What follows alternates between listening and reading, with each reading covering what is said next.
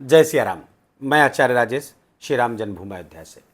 प्रिय दर्शकों, 15 मार्च 2025 को सूर्यदेव कुंभ राशि से गोचर करते हुए मीन राशि पर चले जाएंगे। सूर्यदेव के मीन राशि पे जाते ही दो तीन बहुत महत्वपूर्ण घटनाएं हो जाएंगी, घटित हो जाएंगी। पहली घटना ये होगी कि सूर्यदेव जैसे ही मीन राशि पर जाएंगे, खरमास प्रारंभ हो जाएगा। सारे मांगलिक कार्य बंद हो जाएंगे, सांसारिक मांगलिक कार्य। बाकी पूजा पाठ और कथा वार्ता के लिए बहुत अच्छा समय है। दूसरा महत्वपूर्ण और अति महत्वपूर्ण बिंदु यह है कि सूर्यदेव जैसे ही मीन राशि पर जाएंगे, मीन राशि पर आप जानते हैं पहले ही शनिदेव गोचर कर रहे हैं। सूर्यदेव के जाते ही या उनके जाने के पहले 2 दिन पहले ही 15 मार्च को मीन राशि पर जाएंगे, 2 दिन पहले ही 13 मार्च से ही शनिदेव अस्त हो जाएंगे और 22 अप्रैल तक शनिदेव अस्त रहेंगे। आप सब जानते हैं कि कोई भी ग्रह एक विशेष डिग्री के अंदर जब आ जाता है सूर्य से तो वो अस्त हो जाता है। अस्त होने का अर्थ है कि सूर्य के प्रकाश में उसका अपना प्रकाश विलीन हो जाता है। यो तो सारे ग्रह प्रकाशित होते हैं सूर्य से ही, तो उसमें जो बल है, जो 6 प्रकार के बल गिनाए जाते हैं किसी भी ग्रह के, अस्त होते ही बल उस वहां पर 0 हो जाता है या बहुत कम हो जाता है, अर्थात प्रभावहीन हो जाता है। इतना बल होता है जो प्रभावी नहीं होता है, नगण्य सा हो जाता है। तो शनिदेव का जो बल है यहां पर अस्त होने से कम हो जाएगा। अच्छा, जिन जातकों के कुंडली में गोचर में 7.5 ढैया आदि का प्रभाव चल रहा है, पनौती का प्रभाव चल रहा है, उनको तो शनिदेव के अस्त होने से बड़ी राहत मिलने वाली है। लेकिन कुछ राशियां जैसे कि वृषभ राशि के जातकों के लिए शनिदेव योग कारक हैं, भाग्येश भी होते हैं, कर्मेश भी होते हैं और वर्तमान में वो आपके लाभ स्थान पर गोचर कर रहे हैं। तो भाग्येश और कर्मेश का, धर्म कर्माधिपति का लाभ स्थान पर गोचर करना बहुत शुभ है, अच्छे परिणाम देने वाला है। तो आप ये समझ लीजिए कि 13 मार्च से लेकर के 22 अप्रैल तक शनिदेव को जो अच्छा परिणाम आपको देना था उसमें बहुत कमी आ जाएगी। उसके लिए कुछ विशेष प्रयास करना होगा शनि के प्रभाव को अपने पक्ष में मोड़ने के लिए, या शनि के अस्त रहते हुए जो प्रभाव थे, जो लाभ था, वो कम न होने पाए। उसके लिए मैं उपाय बताऊंगा, वीडियो के अंत में उसको जरा सुनिएगा। पहले तो आप समझ लीजिए इस गोचर की विशिष्टता क्या है।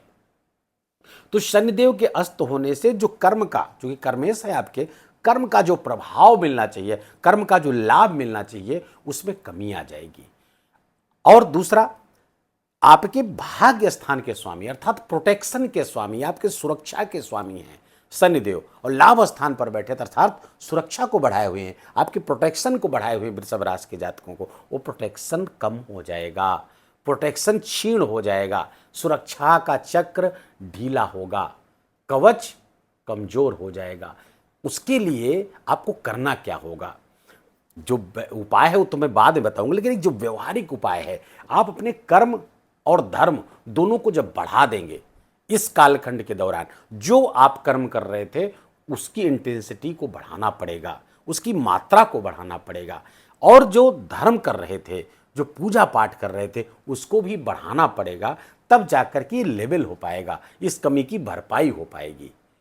किन मंत्रों का जप करेंगे वो मैं आपको बाद में बताऊंगा, लेकिन अभी तो आप ये समझिए कि शनिदेव के उपाय करने की आवश्यकता है, क्योंकि शनिदेव अस्त हैं और वृषभ राशि के जातकों के लिए सर्वाधिक इसलिए आवश्यक है क्योंकि आपके धर्म कर्माधिपति हैं, आपके लिए राजयोग कारक है शनिदेव, लाभ स्थान पर गोचर कर रहे थे, और अस्त होंगे तो परिणामात्मक कमी उसमें आ जाएगी, पहली बात। दूसरे, अब सूर्यदेव आपके लाभ स्थान पर गोचर कर रहे हैं, स्वामी कहाँ के हैं, चतुर्थ स्थान के स्वामी हैं, अर्थात घर के स्वामी हैं, आपके परिवार के स्वामी हैं, वाहन, भूमि, प्रॉपर्टी, इसके स्वामी हैं, माता के स्वामी हैं।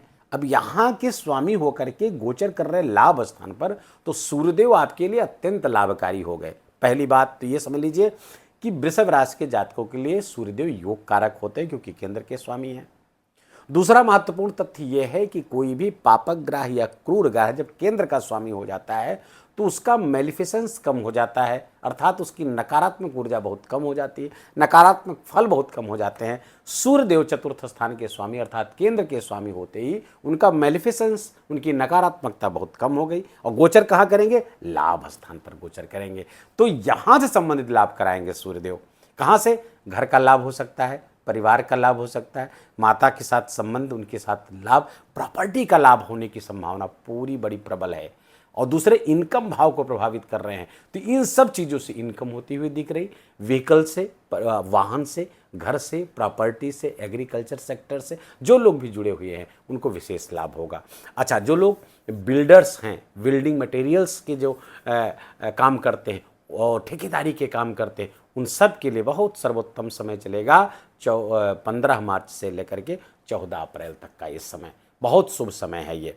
यूँ तो 22 अप्रैल तक शनिदेव अस्त रहेंगे, लेकिन 15 तक तो आपको सूर्यदेव वो लाभ देते रहेंगे।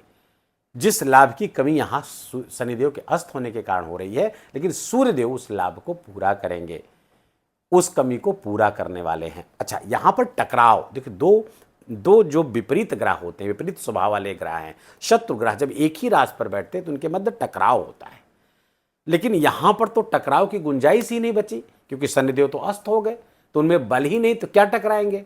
तो सूर्यदेव यहां पर पूरे प्रभाव में चमकेंगे। सूर्यदेव की जो 7वीं दृष्टि है आपके पंचम स्थान पर आ रही है। यहां पर उनकी मित्र राशि है, मित्र राशि का स्वामी गोचर कर रहे हैं यहीं पर। तो यहाँ पर अधिमित्र की राशि पर वर्तमान में अधिमित्र की राशि पर गोचर, यहाँ पर दृष्टि पड़ेगी सूर्यदेव की। सूर्य की जो पंचम दृष्टि यहाँ पर पड़ेगी, तो ये नॉलेज के डाइजेस्ट का बहुत अच्छा समय है। तो नॉलेज जो होगा वो डाइजेस्ट होगा, काम आने वाला है। तो इस समय बहुत पढ़ाई करनी चाहिए, बहुत नॉलेज लेने का, स्किल को बढ़ाने का प्रयास करना चाहिए। कहीं हायर एजुकेशन के लिए प्रयासरत हैं, उस सब में सूर्यदेव बड़ी मदद करने वाले हैं आपकी। सूर्यदेव यहाँ पर संतान पक्ष से भी अच्छी खबर आपको देंगे। संतान का जीवन, संतान का कैरियर, ये यहाँ से प्रकाशित होता हुआ दिख रहा है। संतान के साथ संबंध नंबर 1, इसमें थोड़ा सा सूर्य की जब दृष्टि आएगी, थोड़ा सा वहाँ पर आप ओवर पावर करने का प्रयास करेंगे वृषभ राशि के जातक। यदि संतान आपकी एडल्ट नहीं है तो संतान, या एडल्ट है भी, तो आप संतान पर ओवर पावर करने का प्रयास करेंगे, जिससे संतान असहज होगी। तो थोड़ा सा यहाँ पर इसको मैनेज करके चलने की ज़रूरत है वृषभ राशि के जातकों को। दूसरी महत्वपूर्ण बात बताऊँ आपको कि जो हमारी माताएं बहनें वृषभ राशि की हैं और अभी उन्होंने कंसीव किया है, गर्भधारण किया है, ज़्यादा समय नहीं हुआ है, 2-3-4 महीने का ही समय है, तो सूर्य की दृष्टि यहाँ पर बहुत अच्छी नहीं मानी जाती है। पंचम स्थान पर सूर्य की उपस्थिति और सूर्य की दृष्टि, तो इस समय पर एक गर्भ का बहुत ख्याल रखना होगा। सूर्य की विशेष उपासना करनी पड़ेगी, प्रार्थना करनी पड़ेगी कि प्रभु हमारे गर्भ को सुरक्षा दीजिए, कोई नुकसान न पहुंचाए। उसके लिए गायत्री मंत्र का लेखन सर्वोत्तम उपाय है। लाल पेन से गायत्री मंत्र का लेखन सुबह दोपहर शाम, ना ज़्यादा कर सके तो 11-11 बार ही करिए, हो सके तो उसको 33 टाइम एक टाइम में करेंगे आप एक बार में, तो बहुत अच्छे पर न केवल आपका गर्भ सुरक्षित रहेगा, बल्कि बच्चा भी बहुत तेजस्वी होगा और बहुत ही स्वस्थ होगा। तो इसलिए ये उपाय हमारी माताएं बहनें इसको जरूर करें, जिनके जो वृषभ राशि की जातिकाएं हैं और जिन्होंने अभी हाल ही में गर्भधारण किया है। दूसरे, अब यहाँ पर शनिदेव के अस्त होने से शनिदेव की जो तीसरी दृष्टि पड़ रही थी अपनी मित्र राशि पर, और ये प्रोटेक्शन की दृष्टि थी, तो स्वास्थ्य का जो प्रोटेक्शन शनिदेव दे रहे थे उस पर थोड़ा सा आपको काम करने की आवश्यकता होगी। फिजिकल एक्टिविटी बढ़ाइए, अनुशासित होइए, ताकि शनिदेव जब तक अस्त रहें तब तक आप अपने क्रियाकलाप से उस चीज़ को बैलेंस किए रहें। शनिदेव की दृष्टि यहाँ पर 7वीं पड़ेगी, यद्यपि जब बलहीन है तो यहाँ पर नुकसान तो कोई कर ही नहीं सकते। जो फायदे थे यहाँ पर शनिदेव के आने, शनिदेव की दृष्टि के, वो फायदे मिलने कम हो जाएंगे। तो शनिदेव के फायदे यहाँ पर जब देखेंगे, मित्र राशि को देख रहे हैं शनिदेव, बुध उनकी मित्र राशि है, तो यहाँ पर शनिदेव की दृष्टिपात से जो आपको लाभ मिल रहा था उसमें कमी हो जाएगी। अर्थात जो संतान आपकी बहुत अनुशासित रह रही थी, आपके अनुकूल व्यवहार कर रही थी, नैतिकता उनके जीवन में थी, बहुत डिसिप्लिन्ड जीवन जी रहे थे, उसमें कमी आ जाएगी। इसी कारण सूर्य की दृष्टि जो आएगी तो उनकी उसमें जब विचलन होगा तो आप ओवर पावर करने का प्रयास करेंगे, जिससे संतान असहज हो जाएगी। बात को आप समझ पा रहे होंगे मैं क्या कहना चाह रहा हूं। तो अब इसके कारण से अब क्या करना है, सूर्य की एनर्जी को ही बैलेंस करना होगा, चीज़ें सब सही हो जाएंगी। कोई कोई नुकसान होता हुआ नहीं दिख रहा है, इसलिए डरने की कोई बात नहीं है, कोई नुकसान नहीं होगा। बस थोड़ा सा एनर्जी को यहाँ पर बैलेंस करना होगा, ग्रहों की जो एनर्जी है अपनी एनर्जी के साथ तालमेल बिठाना होगा। शनिदेव की जो 8वीं दृष्टि है, 10वीं दृष्टि है, अष्टम भाव पर पड़ रही है। अष्टम भाव पर पड़ने के कारण आपके इनकम में बदलाव बार बार आ रहा था, जो सकारात्मक बदलाव आ रहा था, यहाँ पर बदलाव रुकेगा। जो उसमें हलचल थी, जो आपके लाभकारी हलचल बनाए हुए थे शनिदेव, जो आपके लिए अचानक से होने वाली घटनाएं आपके लिए लाभकारक हो रही थी, वो कम हो जाएंगी, वो मिनिमाइज हो जाएंगी। तो इसके लिए कोई उपाय आप कर नहीं सकते, कोई उपाय उसके लिए है नहीं। 22 अप्रैल का इंतजार करिए, जैसे ही 22 अप्रैल को शनिदेव उदय होंगे सारे आगा पीछा पूरा कर लेंगे, तो चिंता करने की कोई ज़रूरत नहीं। समय का फेर है, थोड़ा सा आपको इस समय कोई बड़े निर्णय नहीं लेने हैं, खासकर स्पेकुलेशन से संबंधित कोई निर्णय, कोई काम करते हैं बिल्कुल नहीं करना है। शेयर मार्केट, ट्रेडिंग आदि में पैसा बिल्कुल रोक के रखिए, आप अभी नहीं लगाना है। 22 अप्रैल तक आप इंतजार करिए। कोई बड़ा निर्णय लेने के पहले 1000 बार सोचिए, तब निर्णय। जब जरूरत ही पड़ जाए कि लेना ही है, तो देवताओं का, गुरुओं का आशीर्वाद लेकर के, उनसे सलाह लेकर के आप काम करिएगा। सूर्यदेव यहाँ पर आपके लाभ स्थान पर गोचर करते हुए 2 नक्षत्रों पर से गोचर करेंगे। पहला नक्षत्र है उत्तरा भाद्रपद। वैसे 16 मार्च तक तो वो रहेंगे, जब वीडियो मिलेगा तो उसके 1-2 दिन तक वो पूर्वा भाद्रपद नक्षत्र पर रहेंगे, लेकिन उस उत्तरा भाद्रपद नक्षत्र पर जब जाएंगे तो ये बहुत महत्वपूर्ण नक्षत्र होगा। शुरुआत के 2-3 दिन तो पूर्वा भाद्रपद नक्षत्र एक क्रूर नक्षत्र है, परेशानियों वाला होता है, लेकिन 16 मार्च से लेकर 31 मार्च तक उत्तरा भाद्रपद नक्षत्र पर गोचर करेंगे। और उत्तरा भाद्रपद नक्षत्र है शनिदेव का, शनिदेव उसके स्वामी होते हैं, और उसके जो अधिदेवता होते हैं अहिर बुधन्य होते हैं, बदलाव के देवता होते हैं।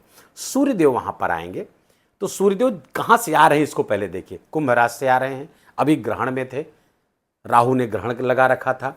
तो सूर्य अर्थात राजा, अथॉरिटी, ये फाल्स ईगो के शिकार थे, ओवर कॉन्फिडेंस के शिकार थे, गलत निर्णय करते रहे। अब चूंकि जब यहाँ पर उत्तरा भाद्रपद नक्षत्र पर आएंगे और शनिदेव के नक्षत्र पर आएंगे, जो न्याय का नक्षत्र है, इच्छाओं की पूर्ति का नक्षत्र है, अब यहाँ पर सूर्यदेव को या राजा को या अथॉरिटी को या हमारे सुपीरियर बॉस को, या यदि हम स्वयं बॉस हों तो हमको अपनी गलतियों का एहसास होगा। हमने क्या गलतियां कर दी, हमने क्या नियम गलत बना दिए जिसके कारण से हमारी निंदा हो रही है, हम पर उंगलियां उठ रही हैं। अब वो एहसास यहाँ पर होगा। प्रबोधन का नक्षत्र है उत्तरा भाद्रपद नक्षत्र। अब हम प्रबोधित होंगे, हमें एहसास होगा हमने क्या कर डाला। अब उसके बाद जब 31 मार्च से रेवती नक्षत्र पर प्रवेश करेंगे सूर्यदेव, 31 मार्च से 14 अप्रैल तक रेवती नक्षत्र पर प्रवेश करेंगे, तो रेवती नक्षत्र पर आते ही स्टेप्स लेंगे, निर्णय लेंगे, और राजा जी ऐसे निर्णय लेंगे कि ये रेवती नक्षत्र कंक्लूजन का नक्षत्र है।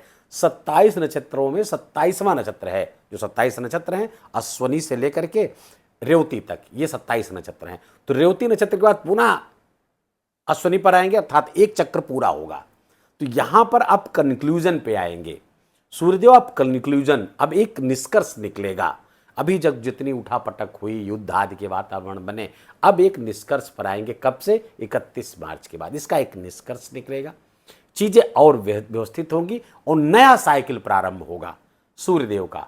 तो अर्थात जो अथॉरिटी फिगर्स हैं, जो निर्णय लेने वाले लोग हैं, चाहे वो हमारे बॉस हो, राजा हो, सत्ता हो, प्रधानमंत्री, राष्ट्रपति, जो भी हो, अब वो ऐसे निर्णय लेंगे जो लोक कल्याणकारी हो, सबके हित में हो, और दूसरों के बारे में सोचेंगे, दूसरों की चिंताओं पीड़ाओं के बारे में सोचेंगे, तदनुसार निर्णय लेंगे। तो रेवती नक्षत्र पर बड़ा अच्छा ये नक्षत्र है। इस पे जब जाएंगे सूर्यदेव, तो वृषभ राशि के जातकों के जीवन में भी कुछ ऐसी घटनाएं घटेंगी जो आपके लिए एक नया रास्ता, एक नया डायमेंशन जीवन का खोलेंगे, लाभकारी डायमेंशन है। और सूर्यदेव जब भी एकादश स्थान पर गोचर करते हैं, पद की प्राप्ति कराते हैं।